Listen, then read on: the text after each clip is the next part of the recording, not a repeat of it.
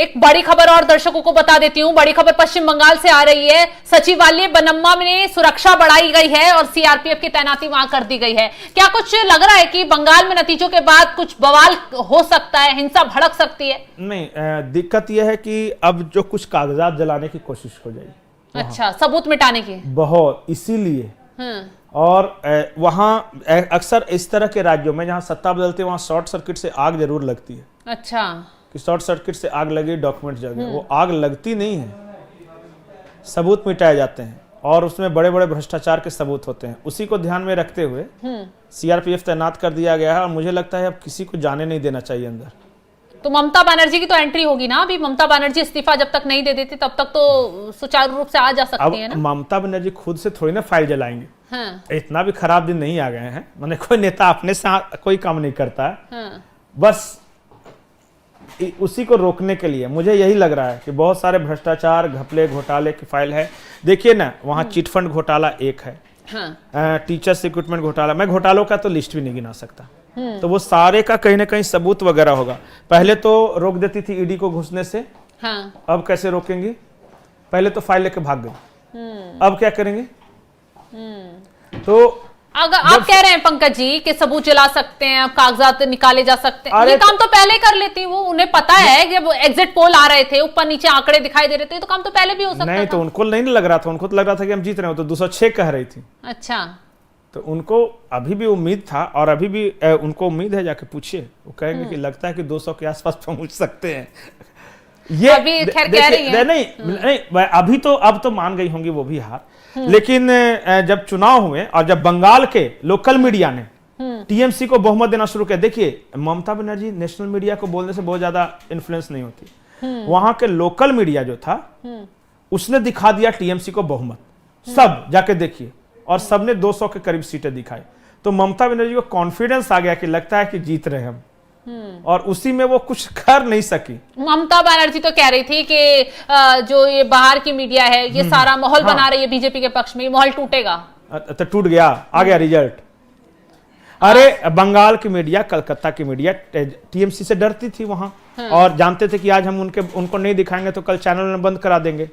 यही होता है जब कोई तानाशाह रहता है तो उसको हकीकत पता ही नहीं चल पाता, क्योंकि सब उसके आसपास तारीफ करते हैं। अब जैसे देखिए, मान लिया कि एक राजा हो गया और वो अपने बुराई करने वालों को रोज धमका रहा है कि जेल में डाल दूंगा, तो कोई बुराई नहीं करेगा, तो उसको सिर्फ तारीफ ही तारीफ नजर आएगी। तो उसको लगता है कि ऐसा ही चल रहा है धरती पे जो चाहता हूं, लेकिन नीचे नीचे जमीन खिसकती रहती है। इसलिए आलोचना सुनना बहुत जरूरी है। निंदक नियरे राखिए, आंगन कुटी छवाए, ये बोला गया। निंदक को हमेशा रखना चाहिए, और लेकिन वो निंदक भी क्रिएटिव निंदक होना चाहिए, खुंदक नहीं होना चाहिए कि सिर्फ ऐसे बुराई नहीं। तो यही तो पहचान करनी है कि कौन मेरी सही आलोचना कर रहा है, कौन चाटुकारिता कर रहा है। बड़े पोजीशन पहुंचने के बाद यही तो सीखना है। अब ममता बनर्जी को लगा कि सारा मीडिया कह रहा है बंगाली मीडिया जीत रहे हैं, तो हम जीत ही रहे होंगे। और दिल्ली मीडिया उनको लगता हुआ कि किसने बता दिया, अरे वो तो गोदी मीडिया है, सब मोदी का मत ध्यान दो, हो गया। और उसका दुष्परिणाम देखिए। तो ममता बनर्जी को विश्वास हो जाएगा कि दिल्ली की मीडिया या बाहर की मीडिया जो कहती है शायद 100 नहीं पहुंचने वाली, 100 नहीं पहुंचने वाली। अच्छा, अभी से मैं बोल रहा हूं। अब कितना 3 साढ़े 3 हुआ होगा अभी, लेकिन उसमें ये 198 या 89 है। 89 से 100 अब उनका टारगेट रहना चाहिए कि 100 पहुंच सकेंगे। ये तो बहुत बुरे हालात हो गए कि बीजेपी जितनी बार पिछली बार सीटें जीती थी उससे भी कम पड़ जाती जा रही है धीरे धीरे धीरे। बीजेपी, देखिए बीजेपी का नहीं था, संगठन नहीं था। जैसे पहली बार चुनाव लड़ी 2016 वाले में, तो उसको आया 3% वोट। फिर चुनाव लड़ी तो 17% वोट आया। फिर चुनाव लड़ी तो 38% वोट आया। इस बार 50%। तो बीजेपी तो जब से बनी वहां आई तब से बढ़ते जा रही है। इनका जो डाउनफॉल हुआ है वो इतना, बीजेपी को इसलिए नहीं लगा कि वो ग्रेजुअली बढ़ी है चुनाव दर चुनाव। इनका 100 नहीं आएगा। और ये बहुत सारे लोग जब बोल रहे थे तो जेल में उठवा दे रही थी उस वक्त, कैसे कैसे बोल दिया। अब क्या करेंगी? अब जब जनता ने बोल दिया तो बहुत, देखिए मैं बार बार इसलिए बोलता हूं कि आज जो भी पावर में है, किसी भी राज्य में है, आप हमेशा के लिए नहीं है, पहली बात। दूसरी बात कि you are custodian, you are not king. आपको एक भूमिका दी गई है, एक जिम्मेदारी दी गई है, अपनी जिम्मेदारी निभाओ, और जनता को पसंद आएगा दोबारा लाएगा, अगर जिम्मेदारी निभाओ तो चला गया। जिस दिन से राजा समझने लगोगे उसी वक्त से विदाई के दिन गिनने शुरू हो जाओ। और कभी भी सिर्फ तारीफ करने वाले लोगों को तो अपने आसपास रखना ही नहीं चाहिए।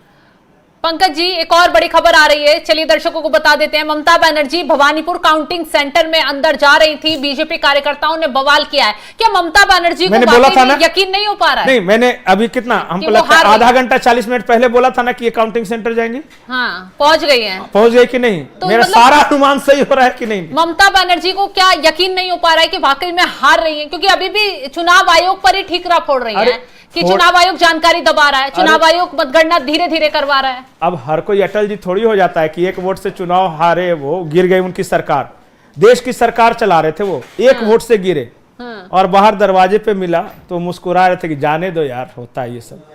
इतना बड़ा दिल रखना बहुत मुश्किल है। ममता बनर्जी तो हाय हाय रोएंगे ये सब, ये क्या हो गया? सी बात है, हाथ से सत्ता जारी है। ममता तो बनर्जी को लगा था कि पता नहीं कितने साल सत्ता चलाएंगे। इसलिए तो मैं बोला कि यू वेयर कस्टोडियन। आपको एक खास क्षण के लिए वो दिया गया था, वो आपके घर का की कुर्सी नहीं थी। जनता ने चुन के आपको बैठाया था सेवा करने के लिए। नहीं पसंद आया, सेवा हटा दिया। इसलिए अहंकार नहीं।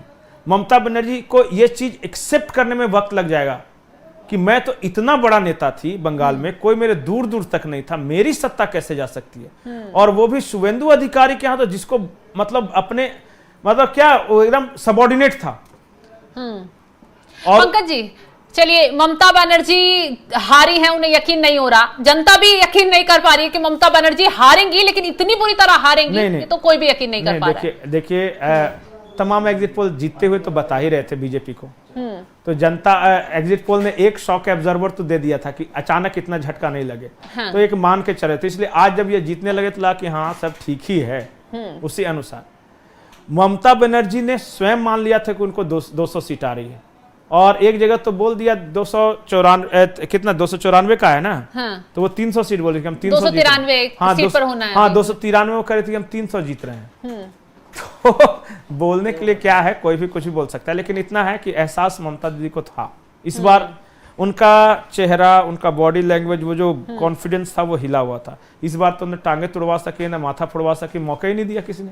चलिए, बंगाल में ममता बनर्जी की विदाई अब तय हो गई है, कुर्सी जा रही है, लेकिन अब कुर्सी पर कौन बैठेगा ये देखना दिलचस्प होगा, क्योंकि अब जनता यही सर्च कर रही है जोरों शोरों पे कि बंगाल में बीजेपी आ गई, अब मुख्यमंत्री कौन बनेगा? क्या शुवेंदु अधिकारी को आगे किया जाएगा या फिर कोई ऐसे चेहरे को आगे लाया जाएगा जिसकी अभी बिल्कुल पीछे पहचान है, जिसे जनता इतना कनेक्ट भी नहीं करती? क्योंकि बीजेपी की यही रणनीति रही है पंकज जी कि पीछे की लाइन के नेता को आगे बिठा दिया जाता है। एक बात मैं बताऊं, ये अमित शाह, मोदी, नितिन नवीन और ये सब जब बैठेंगे ना, तो वो हर पहलू पे विचार करेंगे, किससे क्या फायदा हो सकता है, क्या निशान है, कास्ट कम्युनिकेशन कैसा है, किस पे पकड़ है।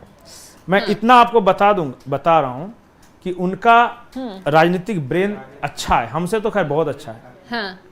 इसलिए वो चिंता उनका है, और आज की तारीख में कोई भी नहीं है जो कि इन्होंने नाम दे दिया कि ये बनेंगे तो कोई इफ बट भी कर सके, कोई नहीं कर सकता। ऐसे तो जनता की पसंद तो मतलब जो नाम आ रहा है उसमें शुवेंदु अधिकारी भी हैं, सौमित्र खान हैं, वो एक राजवंशी समाज के हैं, मैं उनका नाम भूल गया, अरे वो दाढ़ी रखते हैं, उनका याद नहीं है। वो बहुत अच्छा नेता है। इस बार हार गए थे चुनाव, पर अमित शाह उनको बहुत मानते हैं, तो वो बन सकते हैं। वो एक डार्क हॉर्स साबित होगा। अरे यार मैं उसका नाम मतलब याद ही नहीं आ रहा है वो नाम अभी। तो मतलब कि समझिए कि बहुत सारे नेता हैं, लेकिन मैं अगर मुझे स्पेसिफिक ये कहना हो तो या तो शुवेंदु अधिकारी या वो जो पहले सांसद थे, इस बार चुनाव हार गए, अमित शाह के बहुत करीबी हैं, मतुआ समाज से, मतुआ राजवंशी समाज से, उनको अगर मुख्यमंत्री बनाया तो, और उनका अपने क्षेत्र में पकड़ है, ठीक है, चुनाव जीतना हारना पिछली बार दीदी की लहर थी वो अलग बात है,